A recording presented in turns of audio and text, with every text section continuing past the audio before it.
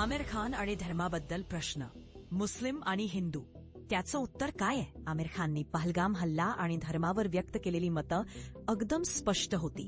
सिताए जमीन पर हा चित्रपट सध्या चर्चेत असताना आमिर खान प्रमोशनमध्ये व्यस्त आहेत आणि आपल्या चाहत्यांशी संवाद साधताना अनेक विविध विषयांवर चर्चा करत आहेत. अलीकडेच ॲप की अदालत या शोमध्ये त्यांनी पहलगाम हल्ल्याबद्दल आणि त्यांच्या धर्माबद्दल खुलेपणाने बोलणं केलं. त्यांनी म्हटलं की त्यांना आपल्या मुस्लिम असण्याचा गर्व आहे, पण तसाच इथे राहण्याचा, हिंदुस्थानी असण्याचाही अभिमान आहे.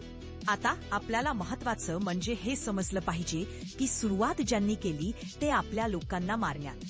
त्यांनी हे साक्षात्कार व्हायला पाहिजे. काही अशा गोष्टी मानवतेसाठी अत्यंत घातक आहेत.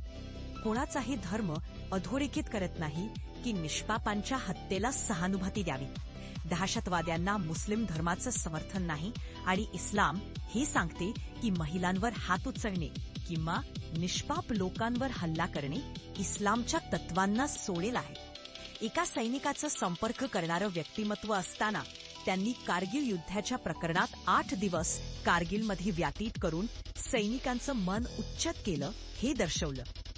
धर्म म्हणजे फक्त आस्थेचा विषय नाही, असं आमिर खानचं मत आहे. त्याच्या म्हणण्यामध्ये प्रत्येक धर्माचा सन्मान केवळ गरजेचाच नाही, तर धार्मिकतेचं स्थापत्य जोडणं योग्य आहे. त्यांनी गंभीरपणे व्यक्त केलं की धार्मिकतेचा वापर फायद्याकरता करणे निव्वळ योग्य नाही.